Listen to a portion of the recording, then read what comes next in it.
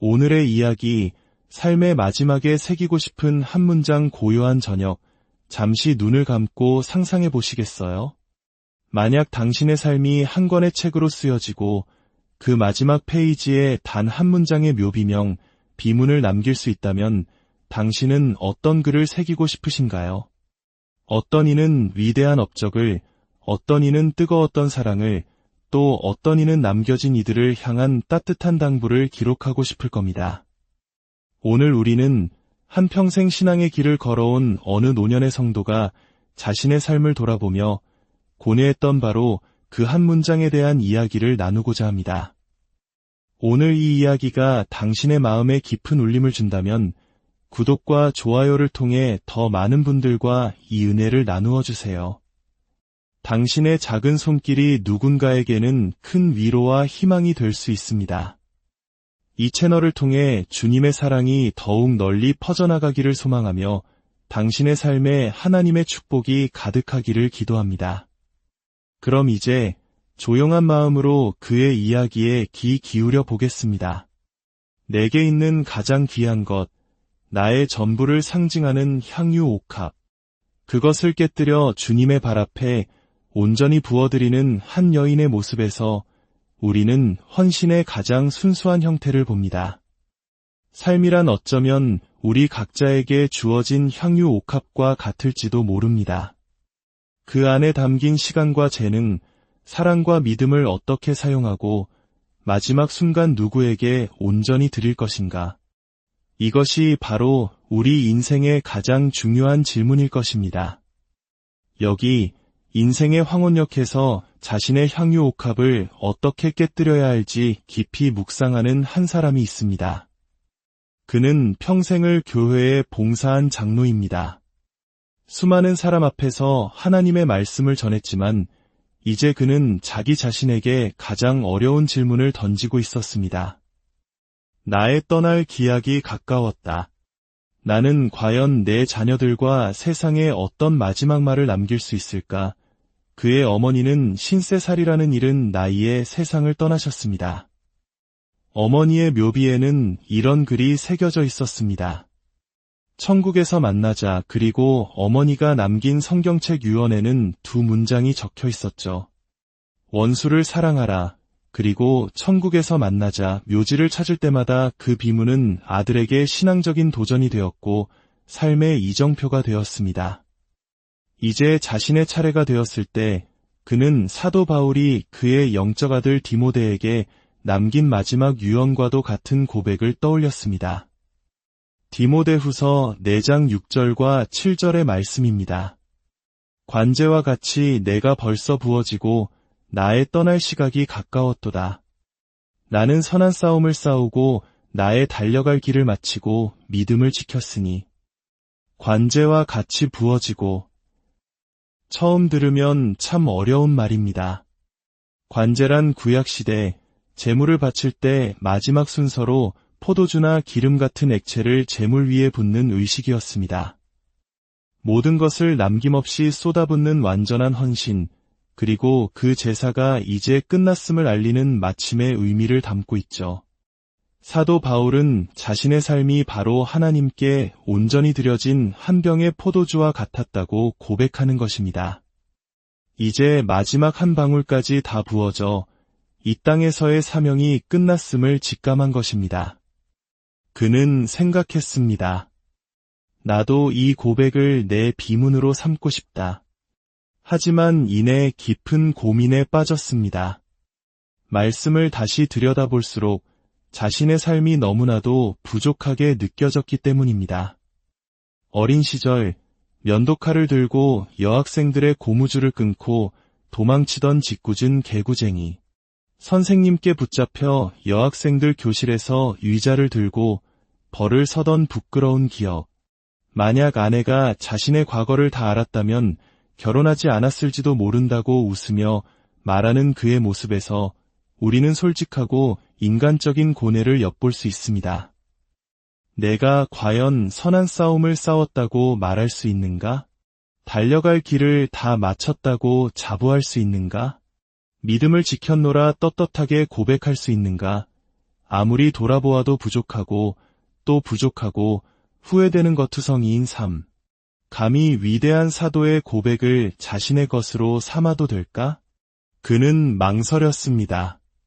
그러나 어머니의 비문이 그의 삶의 도전이 되었듯 자신의 부족한 고백이라도 자녀들에게 신앙의 유산으로 남겨주고 싶은 마음이 더 컸습니다.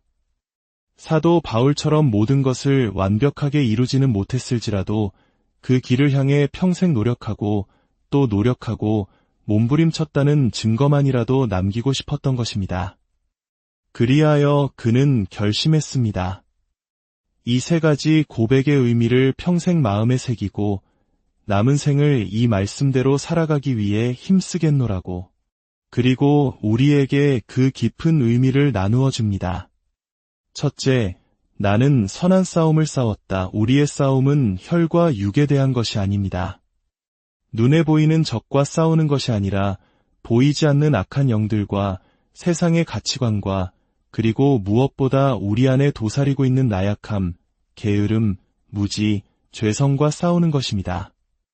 매일 아침 눈을 뜰 때마다 우리는 선택의 기로에 놓딥니다. 넓고 편한 길로 갈 것인가, 좁고 힘든 생명의 길로 갈 것인가, 하나님의 뜻을 따를 것인가, 나의 욕심을 채울 것인가. 이 영적 전투에서 승리하기 위해 몸부림치는 것, 그것이 바로 선한 싸움입니다. 사도 바울은 자신이 가진 모든 자랑거리, 즉 율법적인 의로움과 종교적인 열심을 모두 배설물처럼 여겼다고 했습니다. 세상의 기준이 아닌 오직 하나님 나라의 기준을 붙들기 위한 싸움이었습니다. 우리의 재능, 시간, 기회, 에너지, 그 모든 자원을 하나님의 영광을 위해 사용하고자 결단하고 싸워나가는 것. 이것이 선한 싸움의 본질입니다. 둘째, 나의 달려갈 길을 마쳤다. 우리 각자에게는 하나님께서 정해주신 인생의 경주로, 즉 코스가 있습니다. 사도 바울은 그 길을 하나님의 은혜의 복음을 증언하는 일이라 정의했고 그 사명을 위해서라면 자신의 생명조차 조금도 귀한 것으로 여기지 않는다고 했습니다. 우리의 달려갈 길은 무엇일까요? 그것은 좌로나 우로나 치우치지 않고 오직 믿음의 주요 또 온전하게 하시는 이인 예수님만을 바라보며 표대를 향해 나아가는 것입니다. 우리를 쉽게 넘어지게 하는 죄의 무게를 벗어 던지고 인내로써 경주하는 것입니다. 이 경주에서 가장 중요한 것은 시간입니다. 하나님께서 우리에게 주신 사랑과 자비는 무한하지만 우리에게 허락된 시간은 유한합니다. 그 정해진 시간 안에서 세월을 아끼고 주님의 뜻이 무엇인지 분별하며 살아가는 지혜가 필요합니다. 허공을 치는 것처럼 목표 없이 방황하는 삶이 아니라 하나님께서 주신 사명의 길을 끝까지 완주하는 것. 그것이 바로 달려갈 길을 마치는 것입니다. 셋째, 믿음을 지켰다. 이 모든 고백의 기초이자 핵심은 바로 믿음입니다. 그리고 그 믿음의 뿌리는 하나님의 은혜를 아는 것에서 시작됩니다. 에베소서 2장 8절은 말합니다. 너희는 그 은혜에 의하여 믿음으로 말미암아 구원을 받았으니 이것은 너희에게서 난 것이 아니요 하나님의 선물이라. 구원은 우리의 노력이나 행위, 오랜 신앙 경력으로 얻는 것이 아닙니다. 자격 없는 우리에게 거저 주시는 하나님의 선물입니다. 마치 포도원 주인이 아침 일찍부터 일한 일꾼이나 일이 끝나기 1시간 전에 들어온 일꾼에게나 똑같이 한 데나리온의 품삯을 주는 것과 같습니다. 일찍 온 일꾼이 불평했지만 주인은 말합니다. 내 것을 가지고 내 뜻대로 할 것이 아니냐. 내가 선함으로 내가 악하게 보느냐. 우리는 종종 우리가 한 일, 우리가 바친 헌신을 계산하며 하나님의 은혜를 제한하려 합니다. 그러나 하나님의 은혜는 우리의 계산을 뛰어넘습니다. 우리가 한 것이 아무것도 없다고 느낄 때조차 하나님은 우리를 가장 귀하게 여기십니다. 이 값없는 선물을 그저 감사함으로 받는 손, 그것이 바로 믿음입니다. 시편 139편은 우리가 얼마나 존귀한 존재인지를 노래합니다. 주께서 우리를 모태에서부터 조직하시고 우리의 모든 생각과 행위를 아시며 우리의 이름을 아시고 우리가 흘리는 눈물 한 방울까지도 헤아리십니다.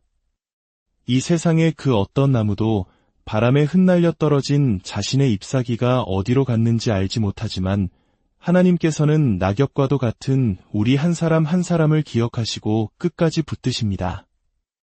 이런 하나님을 우리는 아바 아버지라 부를 수 있는 특권을 받았습니다. 구약시대의 그 어떤 위대한 믿음의 선조도 감히 부르지 못했던 그 이름을 우리는 예수 그리스도를 통해 언제든 부를 수 있게 된 것입니다. 탕자가 돌아오기를 기다리던 아버지처럼 우리의 허물과 죄에도 불구하고 언제나 두 팔 벌려 우리를 맞아주시는 분, 그분이 바로 우리의 아버지이십니다. 이 사실을 깨달을 때 우리의 신앙은 비로소 시작됩니다. 시편 23편의 고백처럼 여호와는 나의 목자시니 내게 부족함이 없으리로다. 이 고백이 머리로만 아는 지식이 아니라 가슴으로 체험하는 진실이 될 때 우리는 세상이 줄 수 없는 만족, 컨텐먼트를 누리게 됩니다. 오늘 하루 먹을 양식이 있음에 감사하고 나를 자녀 삼아주신 그 은혜 하나만으로도 세상 모든 것을 가진 것처럼 기뻐하는 삶. 그곳에서 우리의 선한 싸움과 달려갈 길은 비로소 힘을 얻게 됩니다. 이야기를 마치며 그 장로는 우리에게 간절히 부탁했습니다. 이 비문을 남기기 위해 노력하는 저를 위해 기도해 주십시오. 저 혼자서는 이 길을 갈 수 없습니다. 성도의 교제를 통해 서로를 붙들어주고 서로가 더 성숙한 신앙인으로 자라가도록 도와주어야 합니다. 그렇습니다. 우리의 신앙 여정은 결코 홀로 가는 길이 아닙니다. 서로의 연약함을 위해 기도하고 하나님의 말씀으로 서로를 격려하며 각자에게 주신 은사대로 교회를 섬기고 아직 주님을 알지 못하는 잃어버린 영혼에게 사랑을 전하며 함께 걸어가는 길입니다.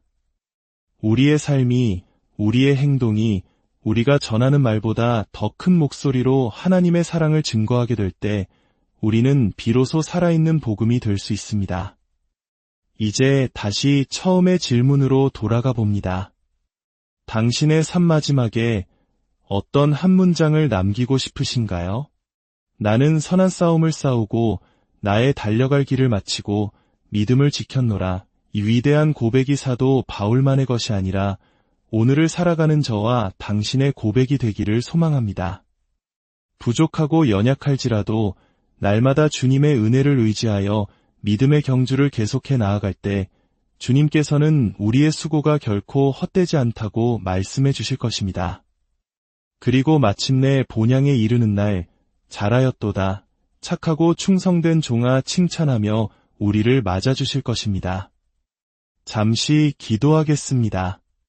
사랑의 하나님 아버지, 감히 주님의 말씀을 나누었습니다. 부족한 입술을 통해 전해진 말씀이지만 듣는 모든 이들의 마음에 성령님께서 친히 역사하여 주시옵소서. 우리의 남은 생이 주님 보시기에 아름다운 삶이 되게 하시고 세상의 빛과 소금으로서 선한 싸움을 싸우며 믿음의 경주를 완주하며 끝까지 믿음을 지켜내는 복된 인생이 되게 하여 주시옵소서.